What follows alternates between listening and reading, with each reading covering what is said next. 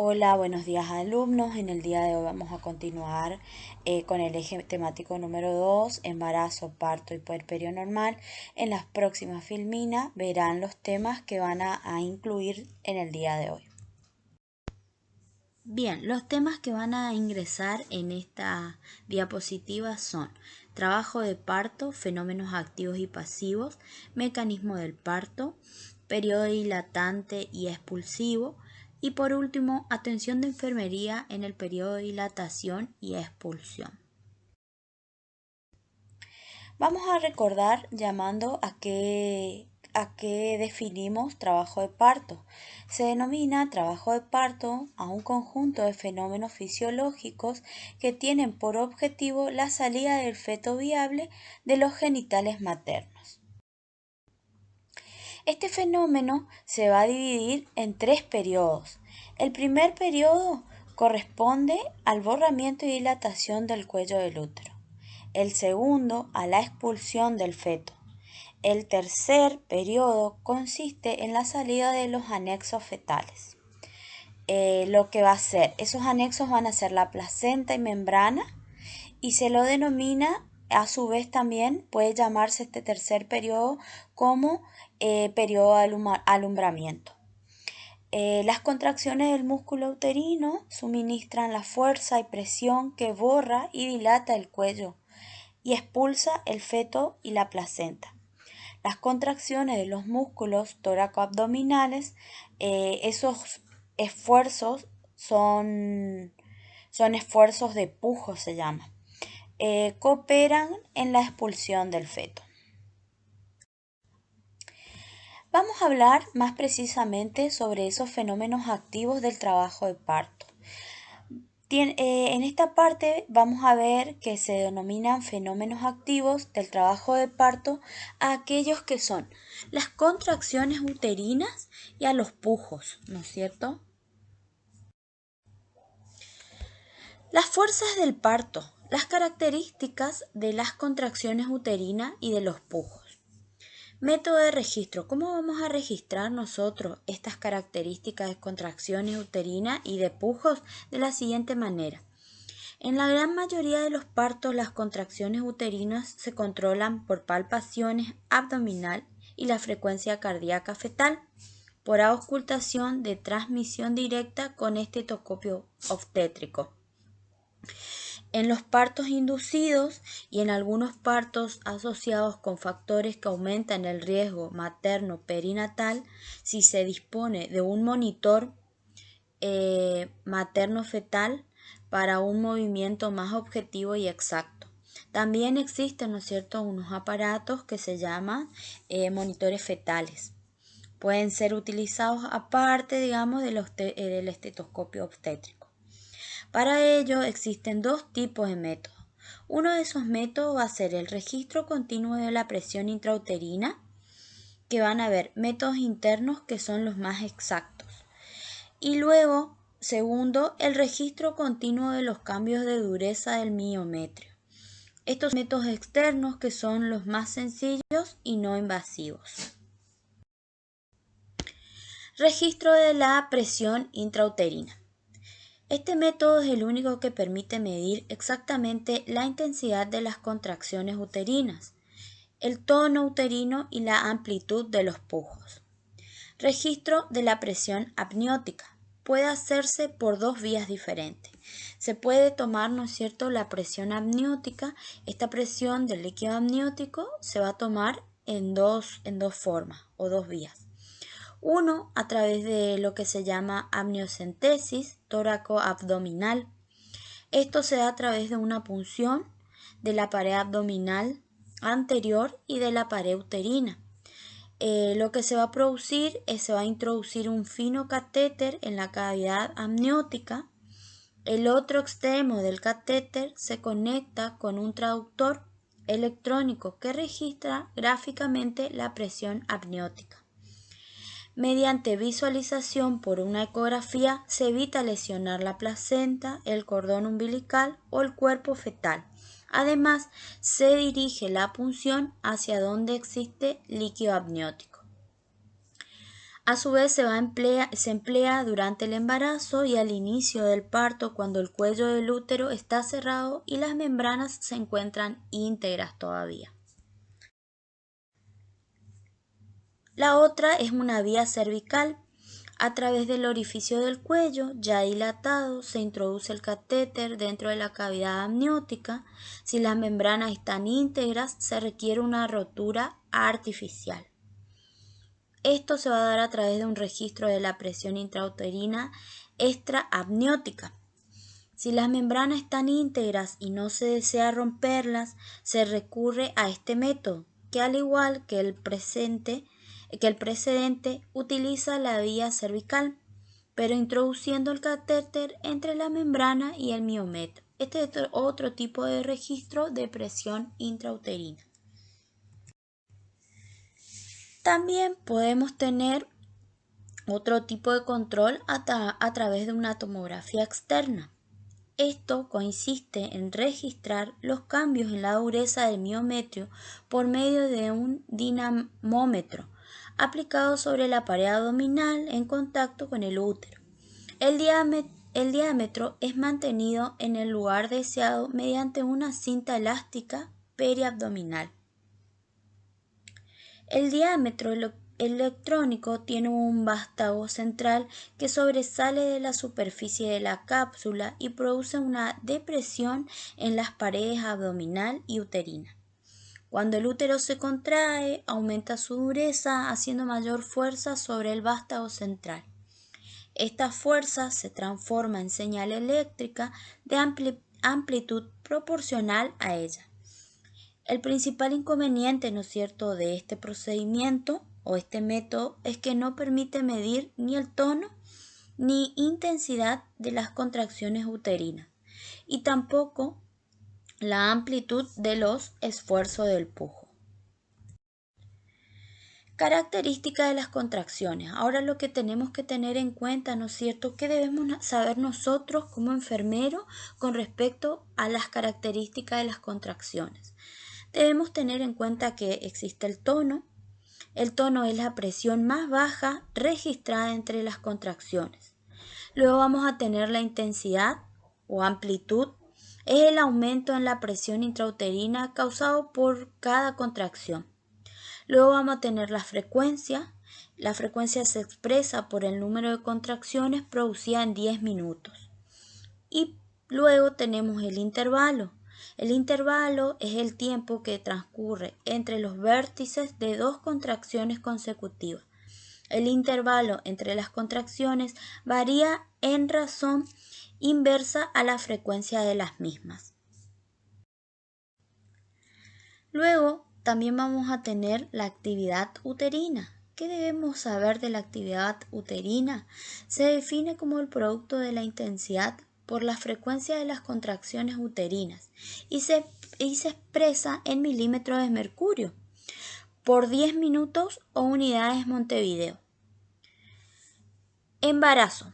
Durante las 30 primeras semanas de gestación, el tono uterino va a oscilar entre 3 y 8 milímetros de mercurio y la actividad uterina es menor de 20 unidades de Montevideo. El tipo A.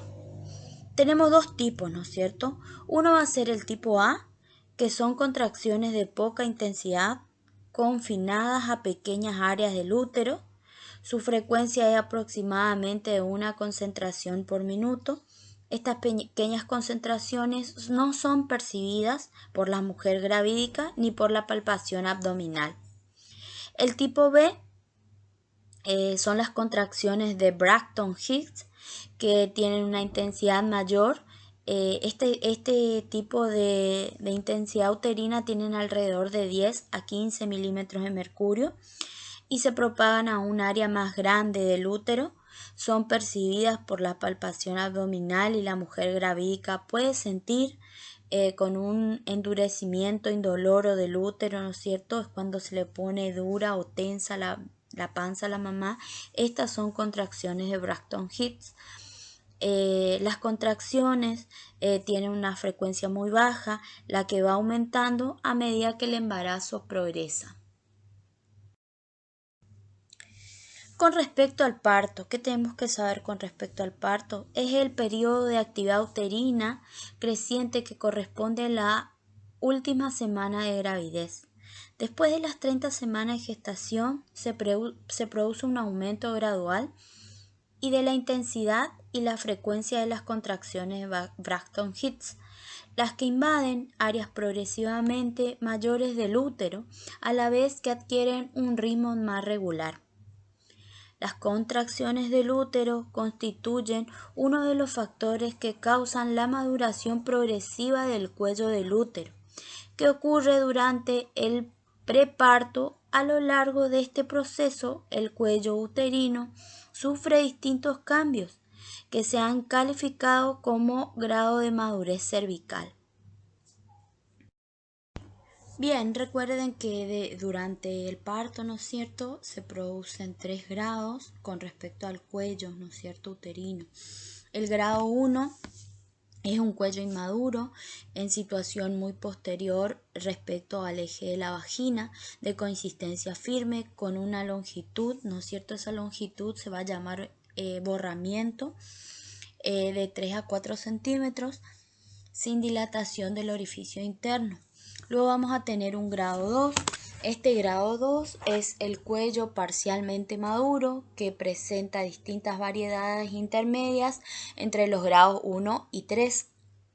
Y el grado 3 y el último es el cuello maduro, bien centralizado en el eje de la vagina, de consistencia muy blanda, longitud acortada a 1 centímetro o menos, borrado o en vías de borramiento y dehiscente hasta 2 a 3 centímetros. Bien, recuerde que todo lo que vimos hasta acá, hasta este tema, es lo que llamamos lo que refiere a trabajo de parto. Y bueno, vamos a hablar a qué llamamos comienzo del parto. En realidad no existe un límite neto entre preparto y parto, sino una transición gradual y progresiva, tanto en las características de las contracciones uterinas como en los cambios que ocurren en el segmento inferior y cuello uterino. El parto comienza cuando la dilatación cervical del orificio interno progresa más allá de 2 centímetros. En este momento, en las multíparas son aquellas mujeres que han tenido más de 2 hijos, ¿no es cierto? Las contracciones uterinas tienen una intensidad promedio de 28 milímetros de mercurio y una frecuencia media de 3 contracciones cada 10 minutos. Bien. Ahora vamos a lo que llamamos fenómenos pasivos del trabajo de parto, ¿no es cierto?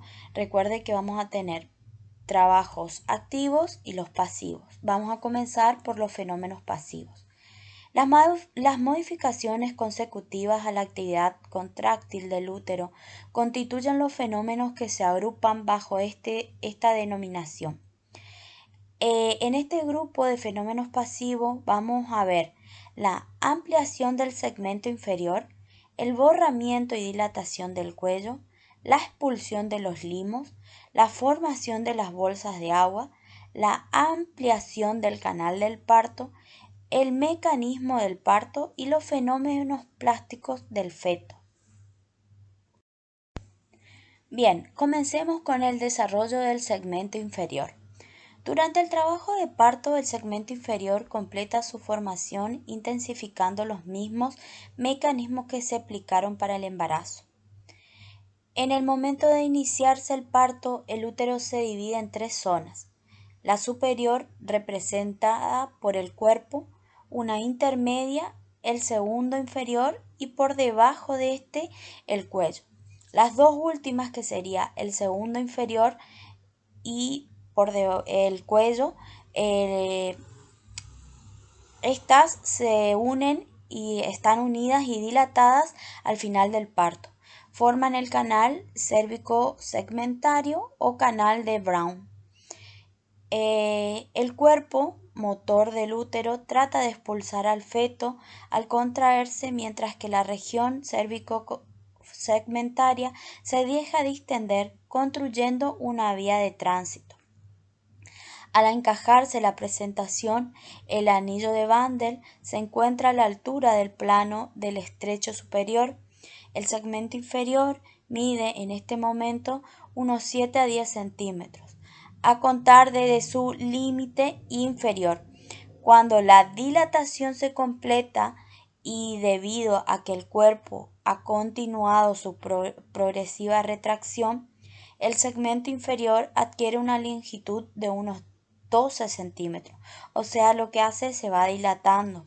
Ahora cursa 12 centímetros, con lo que el anillo de Bandel asciende a un nivel equidistante entre el ombligo y el borde superior de la sínfisis.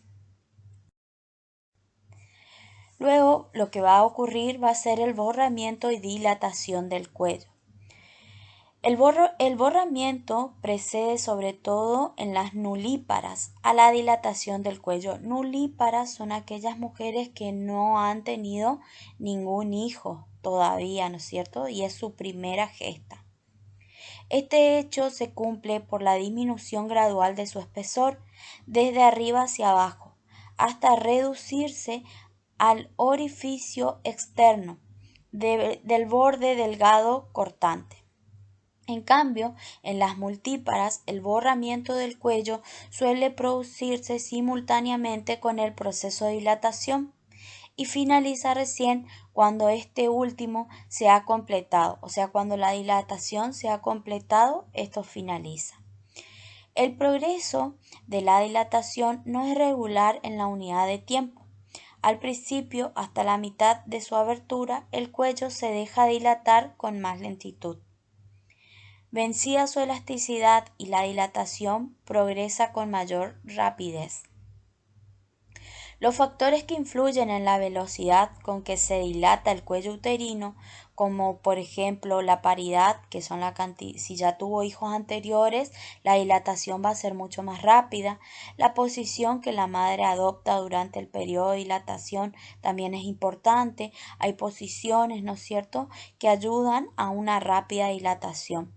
La integridad de las membranas ovulares, la variedad de posición y grado de flexión de la cabeza fetal, la anestesia de conducción y general y uteroestimulantes o uteroinhibidores también ayudan a la dilatación. Por ejemplo, la oxitocina también puede ayudar a aumentar la dilatación o agilizar la dilatación.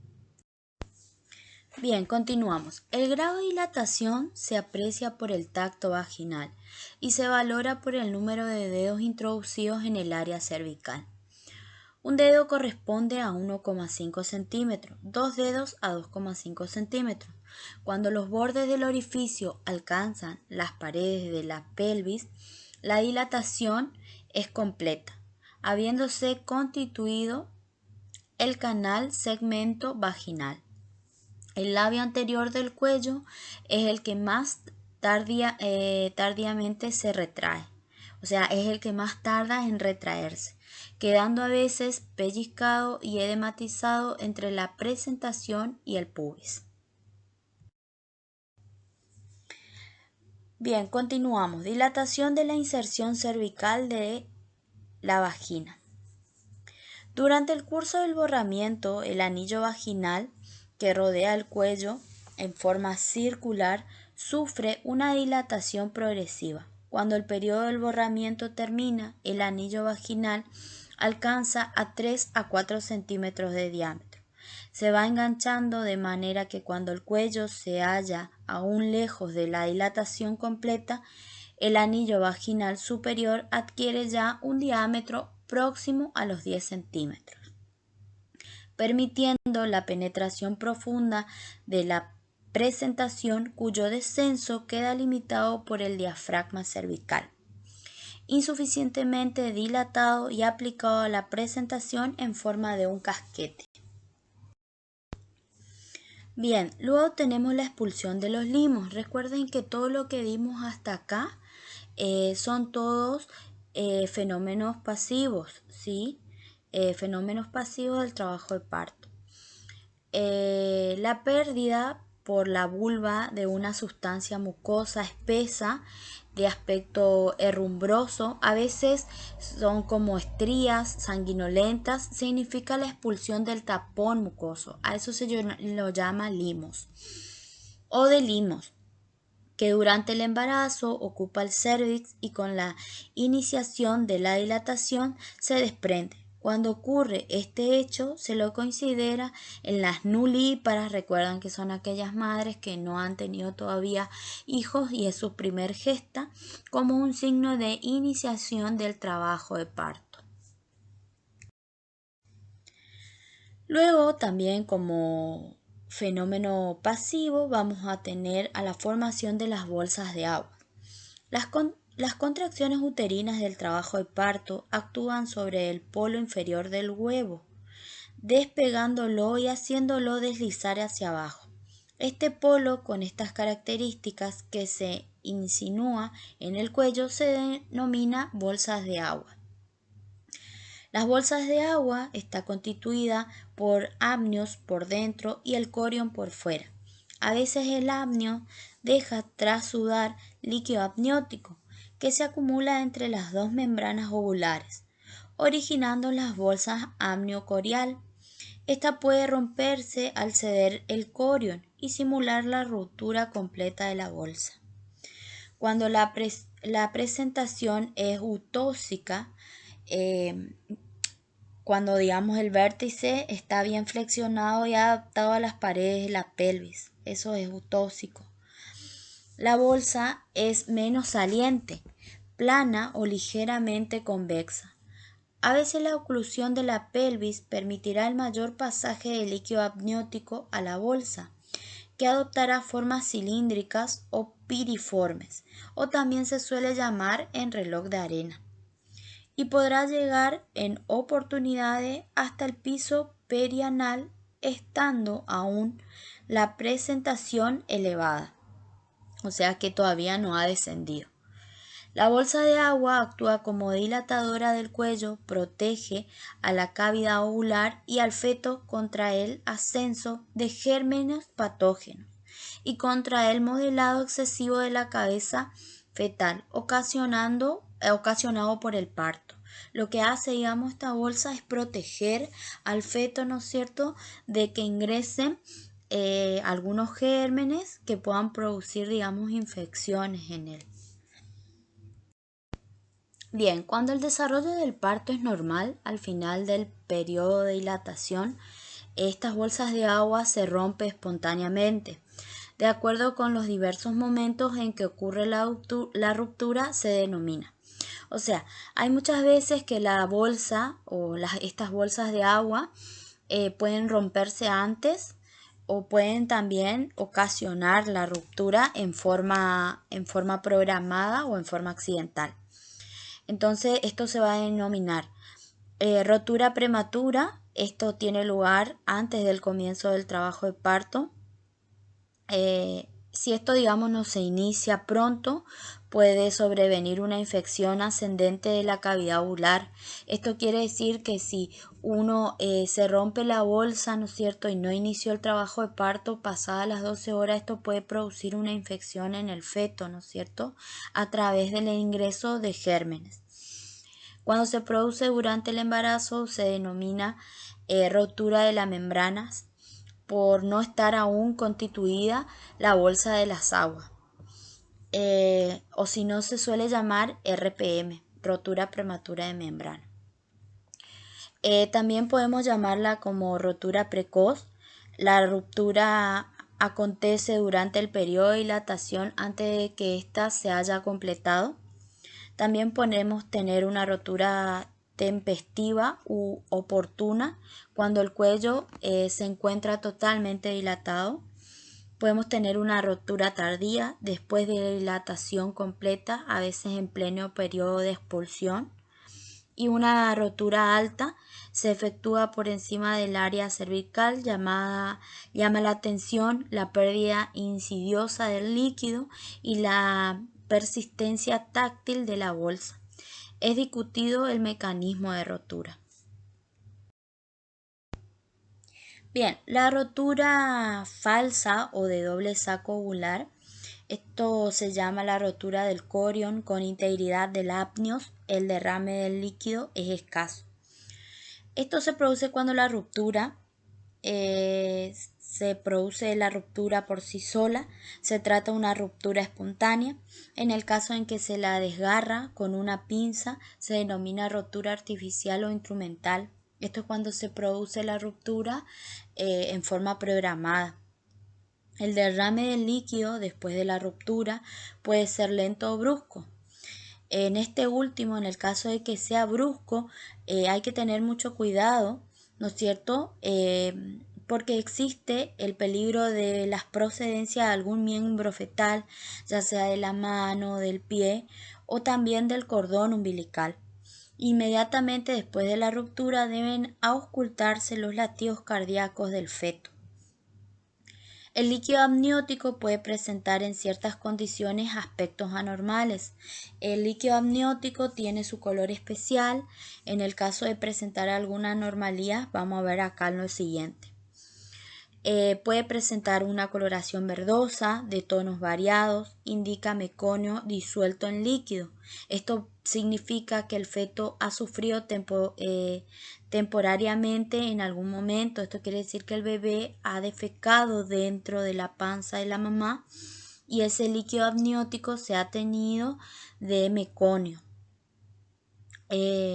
También puede haber grumos negroverdosos de meconio o el meconio espeso, en ausencia de una presentación de nalgas con una advertencia de hipoxia fetal. A veces cuando el niño, ¿no es cierto?, está posicionado en forma de en posición de nalga y viene de esa forma, suele producir esto, ¿no es cierto?, un meconio espeso.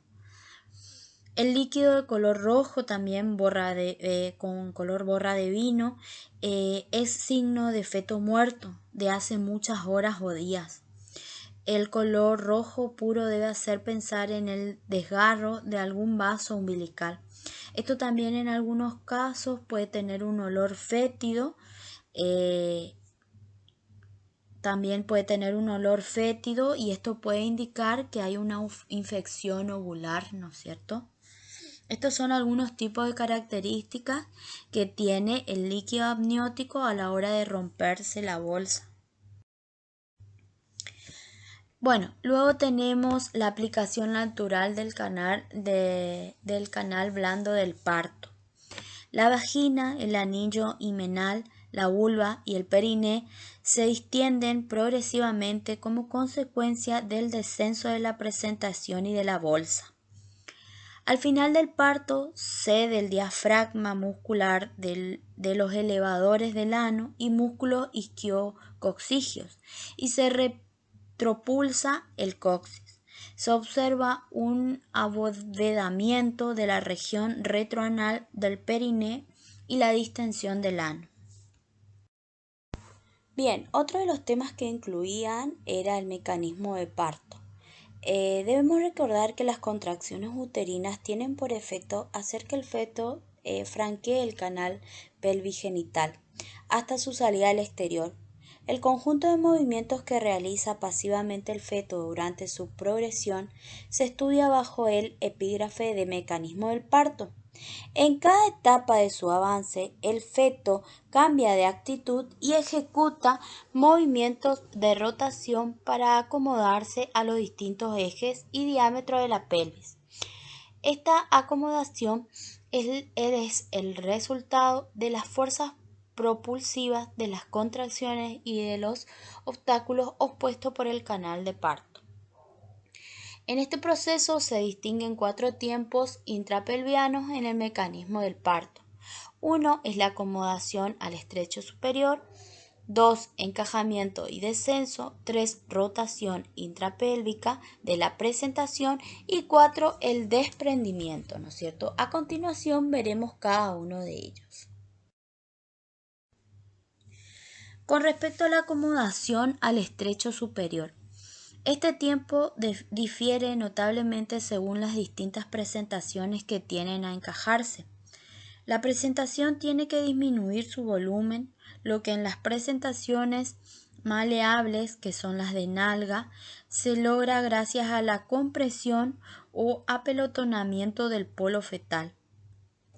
Cuando el polo es menos meneable, o sea que está de cabeza, se consigue en parte por efecto del modelado.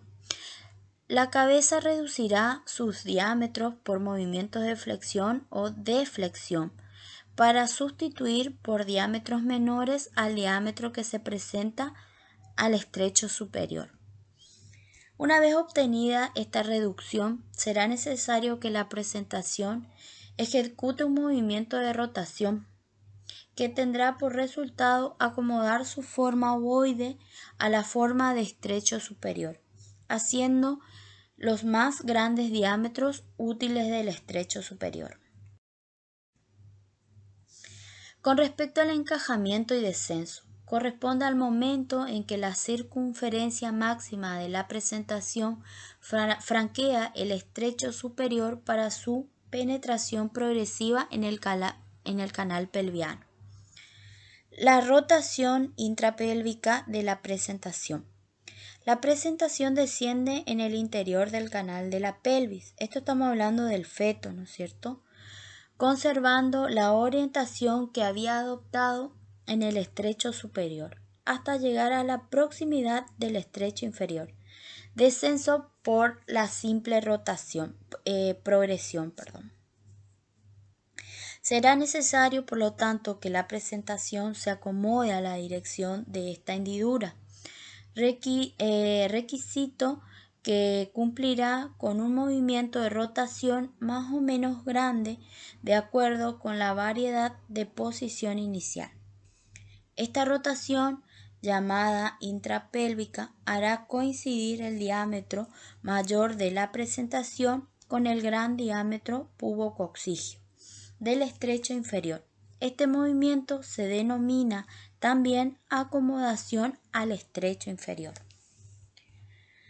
Luego vamos a tener por último el desprendimiento. Este desprendimiento comprende el tiempo en el que el plano máximo de la presentación franquea el estrecho inferior. Durante el desprendimiento se verifican nuevos cambios de actitud de la presentación, que consisten en una flexión máxima seguida de una flexión antero-posterior al desprenderse la cabeza. Ejecuta un movimiento de rotación que la restituye a la orientación que presentaba durante el encajamiento. Rotación extrapelviana. El feto está compuesto por 3 segmentos: la cabeza, hombros y nalgas, cada uno de los cuales realiza su mecanismo propio durante el parto.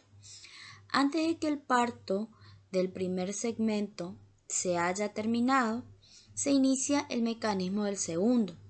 Como los dos diámetros de los segmentos primero y segundo, cabeza y hombro, son paralelos, no son paralelos, sino perpendiculares entre sí, se comprende que cuando la cabeza se acomoda al estrecho inferior del diámetro antero-posterior, los hombros, ¿no es cierto?, que sería el segundo plano, utilizan simultáneamente en el estrecho superior el otro oblicuo para su encajamiento.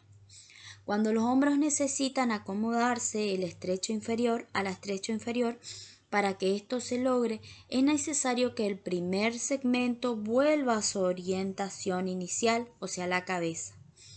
Movimiento que se traduce por la rotación extrapelviana. Durante el trabajo de parto, los cambios de actitud y de orientación no son fenómenos activos, sino pasivos de la cabeza. Los mecanismos del parto en la presentación cefálica. Los movimientos pasivos que el feto ejecuta para salir a través del conducto pelvigenital son variables según la presentación, posición y variedad de posición, y se estudian en distintos tiempos. Todos ellos son progresivos. Así, por ejemplo, la flexión comienza en la presentación de vértice en el estrecho superior y continúa durante el encajamiento. El descenso comienza ya en el estrecho superior, puesto que al aminorar su diámetro por flexión, la cabeza desciende, colocándose el occipital más bajo de lo que estaba. Si la cabeza está flexionada, se trata de una modalidad de vértice. Su frecuencia representa el 95% del conjunto de presentaciones y el 97% de las cefálicas, puesto que es por excelencia la modalidad más eutóxica, o sea, la más correcta. Bueno, ¿qué va a suceder en el primer tiempo? En el primer tiempo lo que va a ocurrir es una acomodación al estrecho superior. Para realizar esta acomodación, la cabeza debe orientarse en el diámetro pelviano más conveniente y aminorar sus diámetros, modificando su actitud de esta manera, y con tal objeto la cabeza ejecuta movimientos asociados, se orienta en un diámetro oblicuo y además se flexiona. La contracción uterina actúa sobre el tallo rígido que forma la columna vertebral del feto. La presión ejercida se transmite hacia la articulación occipito-altroidea y actúa sobre la cabeza, cuya constitución ofrece dos brazos de palanca, uno más largo, que es el brazo frontal, y otro más corto, que es el brazo occipital. Al chocar la frente contra la pelvis, esta hace contrapresión de abajo hacia arriba. Produce la flexión de la cabeza. El contorno de la cabeza se reduce y sus diámetros también disminuyen. Esta actitud de flexión media es la más favorable para el encajamiento en la pelvis normales. La flexión progresará más adelante. El segundo tiempo, o qué es lo que ocurre, es el descenso del encajamiento. Los diámetros de la pelvis, o sea, por debajo del estrecho superior, son sensiblemente iguales. Luego, para descender, la cabeza no necesita cambiar de orientación ni de actitud. Este descenso puede hacerse sinclítica o asinclíticamente. Se llama sinclitismo a la coincidencia de los ejes fetales y maternos, lo cual se aprecia por la inclinación de la cabeza en relación con la pelvis. La cabeza en la pelvis normales desciende rectamente en la excavación. El sinclitismo es la forma normal de descenso o encajamiento. Cuando la cabeza desciende en asinclitismo posterior, se debe a un ligero aplanamiento del diámetro antero-posterior de la pelvis. Terminando el segundo tiempo, la cabeza llega al estrecho inferior y entonces se va a dar inicio al tercer tiempo. El tercer tiempo, acomodación al estrecho inferior por rotación interna, intrapélvica. La cabeza rota y la sutura sagital se coloca en dirección antero-posterior para colocarse en directa ya púbica o sacra, en general en occipito-púbica. Luego viene el cuarto tiempo. El cuarto tiempo va a corresponder al desprendimiento. El desprendimiento va a presentar dos fases principales. En la primera, la cabeza llega a su flexión máxima, es lo que se realiza una hiperflexión, con un perímetro circular de 32 centímetros y un diámetro suboccipitobregmático de 9,5 centímetros, igual en dimensión al diámetro transversal biparietal. Desde este momento se establece una lucha entre la cabeza y el periné. El periné posterior, anococcigio, bombea esa región retroanal, se distiende a causa de la retropulsión progresiva del coxis. La cabeza progresa lentamente por un mecanismo de vaivén avanzando con la concentración y el pujo y retrocediendo en el intervalo. La musculatura cede poco a poco. La dilatación del anillo vulvar permite que en cada pujo se vaya descubriendo una superficie cada vez mayor del polo fetal. Pero aún en la fase de reposo la presentación entra y desaparece. Esta alternativa cesa cuando la cabeza se fija en el estrecho inferior, es decir, en el momento en el que el occipucio se ha colocado debajo de la sínfisis, la región de la frente por detrás resbala, doblando la punta del coxis, permitiendo que éste se apoye entre ella y la nariz, en la glabela. Desde ese instante, la cabeza ya no desaparece más entre pujo y pujo. La segunda fase del desprendimiento va a iniciarse la expulsión progresiva por deflexión o movimiento de cornada. Cada nuevo pujo hace avanzar ligeramente la presentación desde la comisura posterior de la vulva que mira hacia arriba. La progresión resulta de un movimiento de deflexión de la cabeza en torno al subpubis, con el occipucio como bisagra o hipomocleón. Este instante, quien atiende el parto sostiene el sincipucio con los dedos de su mano izquierda a fin de moderar la salida, de modo que atrás la frente vaya doblando lentamente y sin brusquedad la comisura posterior de la vulva. El quinto tiempo es donde se va a dar la acomodación de los hombros al estrecho inferior. Los hombros que se hallan en la excavación en el diámetro oblicuo se colocan por rotación en el anteroposterior. En este tiempo la cabeza ya fuera de la vulva, cuya nuca estaba orientada hacia arriba, rota mirando hacia el muslo del lado de su posición.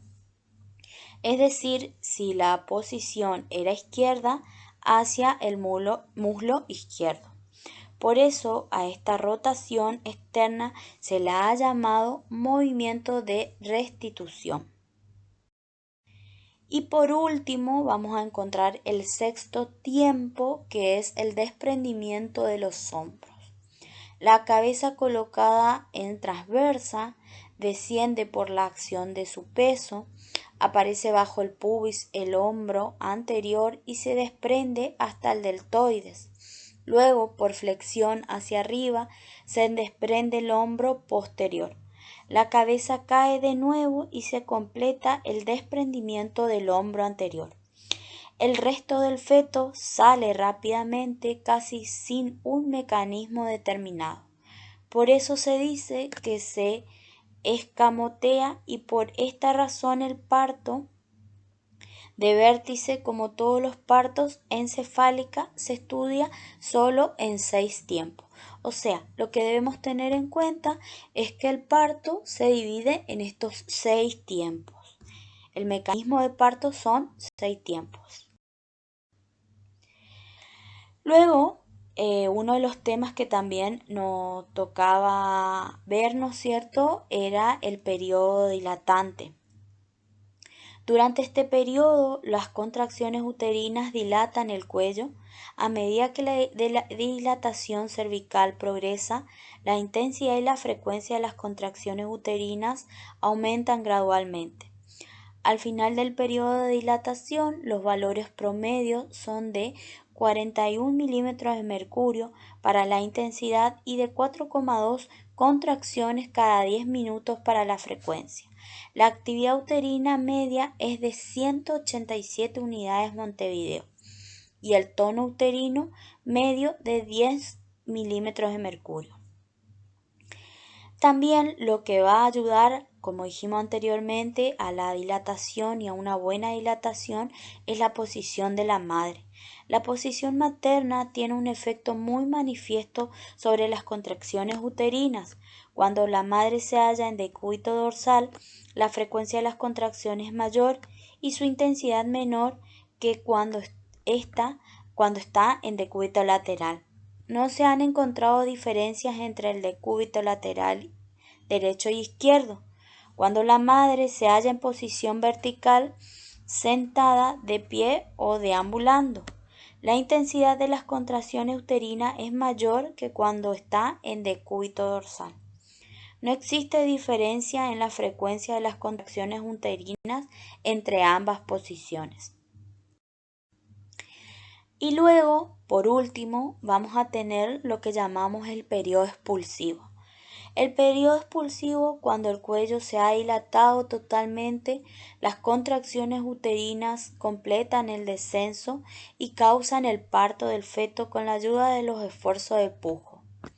Durante el periodo expulsivo, la frecuencia de las contracciones aumenta hasta un promedio de 5 cada 10 minutos y la intensidad sube hasta 47 milímetros de mercurio.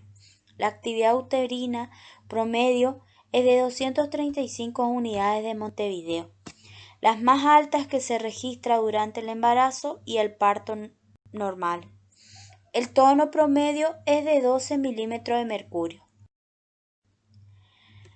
Por último, lo que debemos tener en cuenta y saber, ¿no es cierto?, que es lo que nos compete a nosotros como enfermeros, es en la atención en el periodo de dilatación y expulsivo.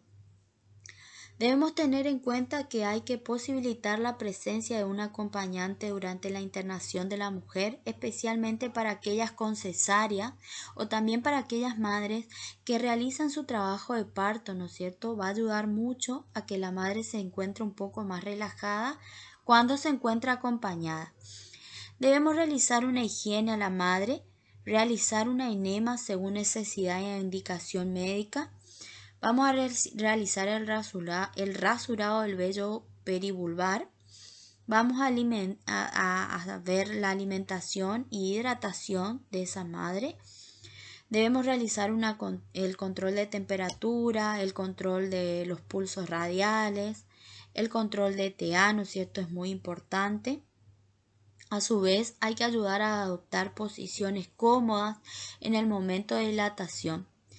También hay que ayudar a aliviar el dolor con masajes y relajación. Hay que tranquilizar, ¿no es cierto?, a la madre para que ese trabajo de parto sea más relajado y no tan doloroso, ¿no es cierto? Bueno, fue un tema bastante extenso. La bibliografía que se ha utilizado es la del Schwartz de obstetricia, más precisamente en el capítulo 11. Yo les sugiero que vuelvan a releer. En el capítulo número 11 está mucho más detallado, ¿no es cierto? Recuerden que esto por ahí es un pequeño resumen, ¿no es cierto?, de lo que van a encontrar en el capítulo, pero para entenderlo mejor deben revisar la bibliografía. Bueno, muchas gracias, espero que les haya servido. Estamos a su disposición por cualquier consulta o pregunta.